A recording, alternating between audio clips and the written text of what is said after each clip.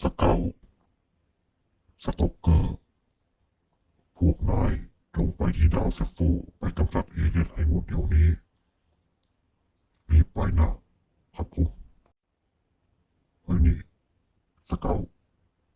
ฉันว่าจะเจอเอเลี่ยนว่ะไม่เป็นไรเดี๋ยวฉันส่งยิงเองไรโฟก็บอกนี่แหละยิงแม่งนะรอสักครู่นะมึงเสร็จกูแน่ถึงเวลาตายของแกแล้วไอเอเลี่ยนงี่เง่าอ่าเตรียมตัวโอเคระยะมิลลิเมตรสูงเข้าไปโอเคแรงลมมันแรงว่ะ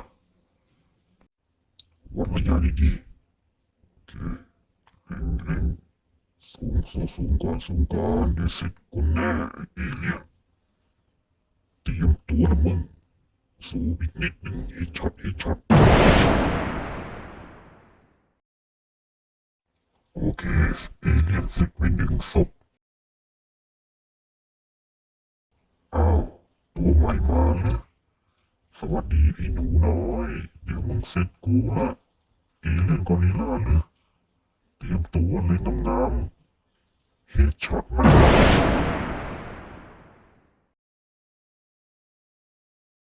นี่นายยิงแม่นเหมือนเดิมเลยนะแต่ว่าฉันจะไปซุ่มยิงแถวมุมเขานะนายไปลาดตระเวนแบบแถวนั้นโอเคเพื่อนถ้าอย่างนั้นฉันจะขึ้นไปที่เนินเขาแล้วกันโอเคเพื่อนตอนนี้ฉันประจำที่แล้ว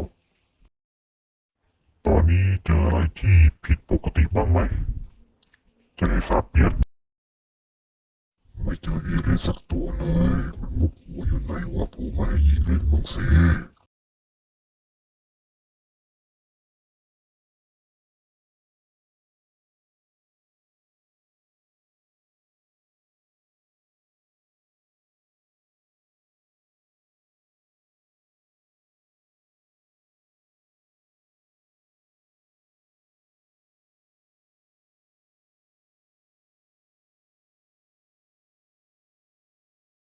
แจ้งให้ทราบสโตเกอร์ตอนนี้ฉันไม่เจอสิ่งที่ผิดปกติอะไรรับทราบสเกล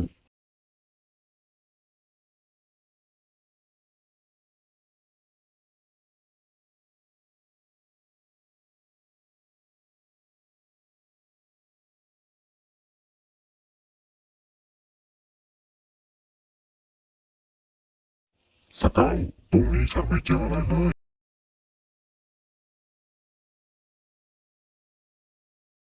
ระวังเดี๋ยวฉันยิงให้ขอบคุณมากสหาย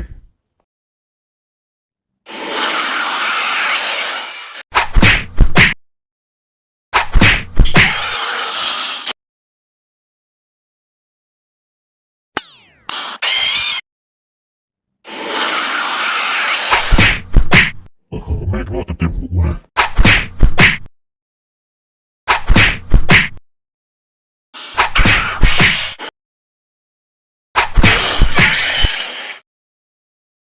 มึงยังจะลุกไม่เกลือหัวกระสวกหัว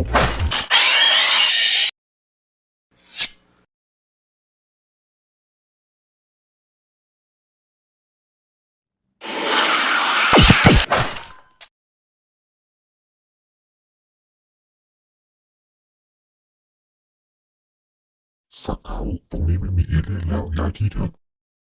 โอเคเพื่อนกำลังไป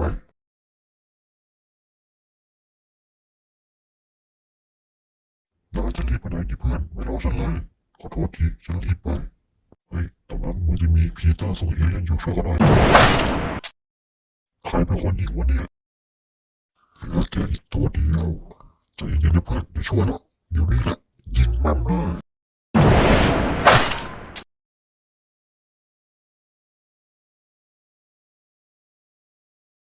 ขอบคุณที่ช่วยครับพวกคุณชื่ออะไรครับฉันชื่อสโตเกอร์และนี่ชื่อสเกลผมชื่อแมทและนี่เพื่อนผมวอริเออร์ครับผมฉันได้รับภารกิจจากท่านผู้นำให้มาทำลายเอเลี่ยนให้หมด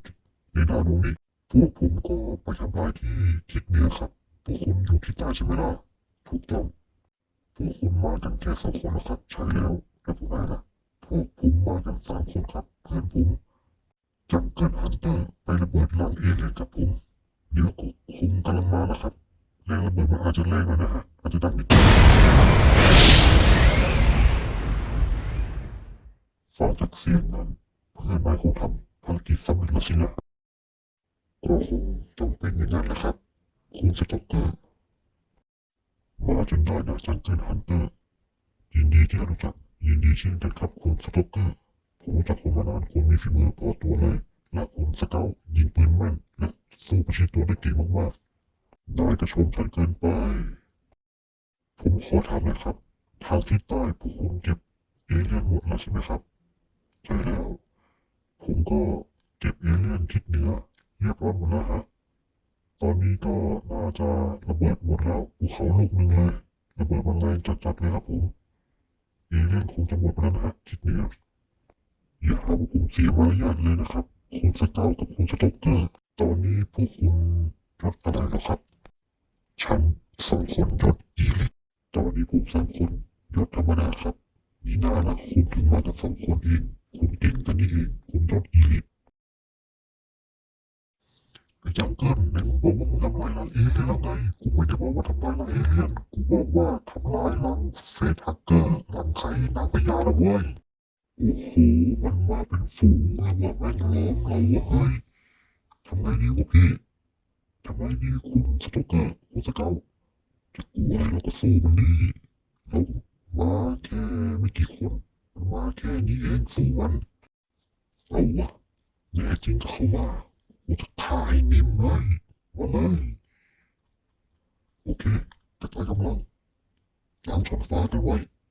อย่าไปกลัวสู้มันไอ้พวกเอเลี่ยนนี่มันไม่เก่งเท่าไหร่หรอกจัดการให้ได้พวกเราเตรียมพร้อมอย่าประมาทเตรียมตัวว่าแต่มันยืนรออะไรกันวะทำไมมันยืนนิ่งไม่ขยับเลยมันคิดอะไรกันอยู่เนี่ยแต่ว่าพวกเราอย่าประมาทเตรียมตัวตั้งรับให้ดี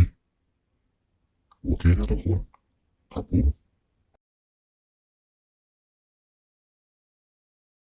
จะไฟแล้วก็มาดีครับ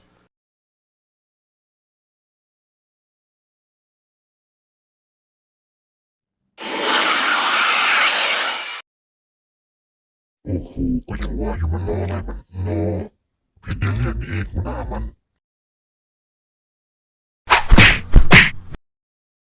โอ้โหมันหัวหน้ากู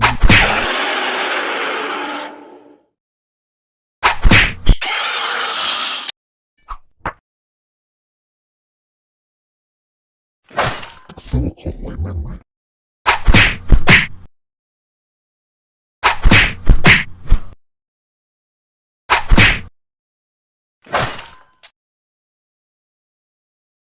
กูมีอาวุธสำรอง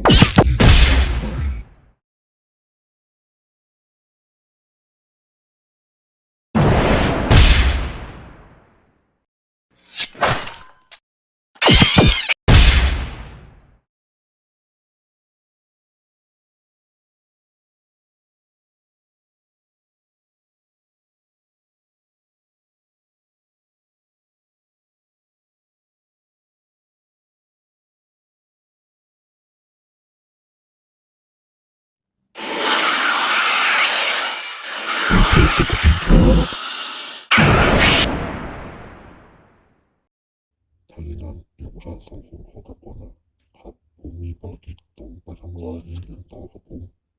เดี๋ยวงานที่กำลังเสริมมาเลยนะจังเกิลฮันเตอร์